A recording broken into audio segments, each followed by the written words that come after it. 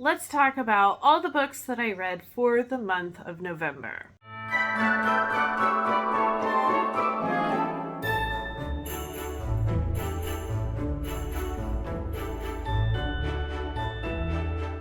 Welcome to this House of Books. My name is Ashley, and yeah, I have a decent stack of books to talk about in a month that, let's just call it a dumpster fire. It went downhill quickly, and I just had a hard time getting into some books. Not that it was like a bad reading month, it was me. So I have a cup of tea, which I am enjoying. I have an advent calendar that all has different kinds of tea.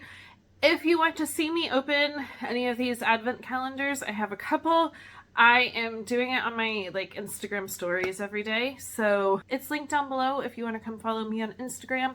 I just have it closed down so that I keep creepers out of it. But come join me. All right, I'm gonna take a sip and let's talk books. So first thing that I have is a carryover. I just didn't finish it in time, but this is The Teller of Small Fortunes by Julie Leong. This was in my book of the month. I'm really proud that I picked it up in the same month that I got it. I am enjoying it. It is definitely cozy. It gives me kind of a mixture between, what are the names? Hang on, I gotta look up the names. Okay, I grabbed the books. It is definitely giving me vibes of Legends and Lattes by Travis Baldree, which I really enjoyed. And then A Psalm for the Wild Built and A Prayer for the Crown Shy. So, if you enjoyed any of these books, I would recommend picking this up. I am enjoying it so far. Very cozy, mild fantasy. It's good. Now, let's get into the stats. I have my book journal. I have some different plans for my book journal for 2025. This just didn't work how I wanted it to be. I wanted it to be a little junk journal kind of feel to it, and I just didn't have the commitment for it. So keep an eye out. I have ideas and plans for a book journal for this coming year. I read 7 books, which is pretty good. I try to average about 8. Like I said, it was me. I really was struggling in a lot of ways. But I did read 2,808 pages, which is pretty on average. Sometimes I go up into the 3,000s. Sometimes I go a little less than 2,800, but I'll take it. And then my average rating was 3.9, which again is pretty on par with what I have had this year. So I will take it. I think I'm just going to go in order of how I read these. Yeah, let's just do that. So the first book that I finished for November was First Lie Wins by Ashley Elston. This was for an in-person book club that I am a part of. And you know what? I enjoyed it. I thought it was going to be definitely more psychological thriller. Like that cover with her standing in the door definitely gives that. It was a little bit more mystery, which is totally fine. So you're following Evie Porter, who, on the outside looks like there's this great life and she has this great boyfriend that she's moving in with. The only problem is that Evie Porter has never really existed. So there's some kind of good intrigue and mystery behind this character, and overall I really enjoyed it. I did give it 4 stars. So this month I scrapped a video that I was making about reading romantasy. It was me. I just wasn't feeling like making a video about romantasy. So I still read the books. The first one that I did was One Dark Window by Rachel Gillig. I didn't really enjoy it. I did give it 3 stars. Nothing sucked me in. I didn't really like the main character that we were following. The magic system was kind of funky. I think if you collect Pokemon cards, or you did when you were younger, you might like the magic system in this book. For me, it just missed. So I do have book 2. I don't think that I'm going to read it. Let me know down in the comments. Did you read book 1 and go, and then read book 2 and you're like, oh, that was worth it. I am so glad that I read that book. Let me know. If not, I do believe it will be unhauled. I tend to not keep books that are rated 3 stars or less. I don't have the space. You know, I have this bookshelf, another bookshelf over there. Yeah, like I just don't have the space to keep books that I don't really enjoy. Then my next romantasy was The Games Gods Play by Abigail Owen. Very pretty. This, I don't know where to start with this. Okay, I enjoyed it. I gave it 4 stars. But I do not know a ton about Greek mythology. So as I was reading this, I heard some problematic things about this book that somehow the writer, the editor, like nobody, it's not a self-published book. Nobody caught it. And so it probably would have been more like 4.5 to 5-star book. I did really enjoy it. But if you are writing a book where Hades is a main character, you need to make sure that you get what it is that he does correct. He is not the god of death. He is god of the dead down in the underworld. Already, they come to him dead. If I had not known the horrible mistake of that, and it's not just said like once or twice in the book, like it's throughout the whole book this is said as his title. I just wish that somebody would have caught it. Overall, it was a fun book. I enjoyed it. I enjoyed the fantasy aspect. I enjoyed the games that the humans are put into at the expense of the gods' entertainment. I enjoyed the romance between our main character and Hades. I thought it was a lot of fun to read. I will probably pick up the next one. I did see the cover of it recently and it looks really nice.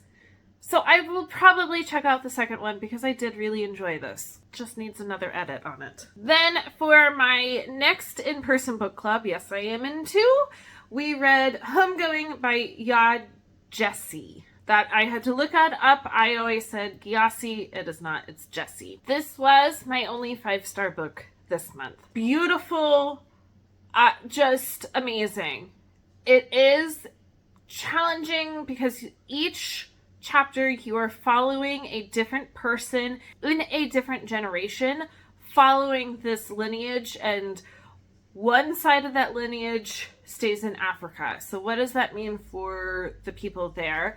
And then one lineage is sold into slavery. So you are constantly jumping back and forth and moving down the family tree at the same time. Such a beautiful, amazing, I say amazing, beautifully written story. Horrendous, the things that happen to these characters, but also a book that should be read to just understand the history of everything. I hope I'm saying that correctly because I want to do this book justice.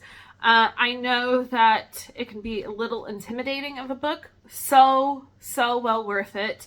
There is a family tree in the front. So, like, I have the physical copy, but I was also listening to it on audio. And every time we would get to a new chapter, I would pull it out and be like, okay, that's this person, this, down the tree now, and how they're connected to the person above them. There were some people in the book club that didn't know that there was a family tree and didn't have the physical book. Highly, highly recommend. Get a picture of the family tree if you can get it. It's great. This is one that will stay on my shelf forever.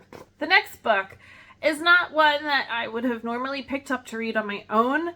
I was scheduled to actually read the full novel with my oldest son, and we just couldn't get through it, so I decided to purchase the graphic novel. The only problem then is that we're not like sitting up to listen to it together, so he was great, stayed on track, got through the book in the scheduled time that he was supposed to. I decided to drag my feet and take a long time, even though once I actually really sat down and picked it up and read it, it got done quickly. But I am talking about Watership Down. So this is originally written by Richard Adams. I highly, highly recommend this. You know, maybe down the road, my son and I will try the full novel again. But I will say it was our second time of trying the full novel, and we both really enjoyed Watership Down graphic novel more. I did rate this one 4 stars. It was good. It just took me way too long through no fault of its own. I mean, it's really well done. So I recommend, check it out. My next book I was a little worried about because it's part of a trilogy, and I heard a lot of people love the first book and didn't really like the second book. And I think didn't even continue on with the trilogy. I liked it. It was good. Not as great as the first one, but it was a solid 4.5 book for me. So it was really good. This is The Bone Charred Emperor, book 2 after The Bone Charred Daughter.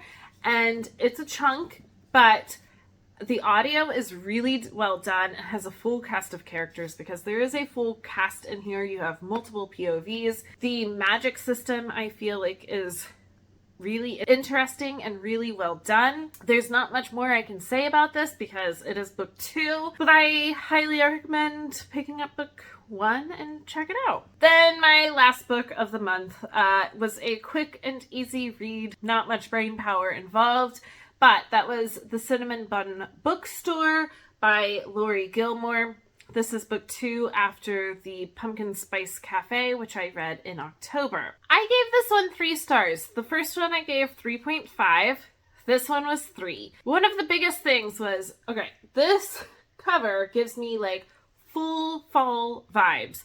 And book 3 is about a Christmas tree farm. So I thought, okay, I'm going to read this one in November because let's get in the last of those fall vibes before we move on to Christmas. It takes place in the summer. What about this book says summer? Now, yes, by the time that it ends, it's like the beginning of fall. That really, really irritated me.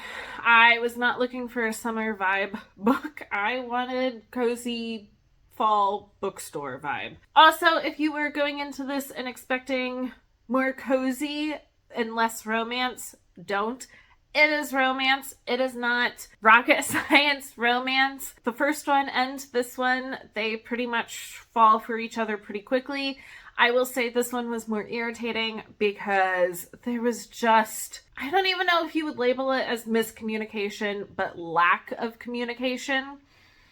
And that is just one of those things where I'm like, oh my gosh, like both of you are adults. Can you please sit down and talk this out? I might pick up the Christmas tree one and see.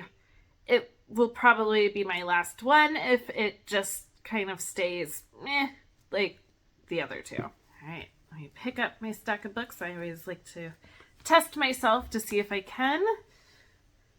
There we are. I mean, you know, overall, I'm happy with how the month turned out. It all worked. I am definitely going to be continuing to use reading as an escape, so I will be back for more updates in the future. As always, if you like this or anything else here on this channel, make sure to like and subscribe down below, and I will be back for more soon.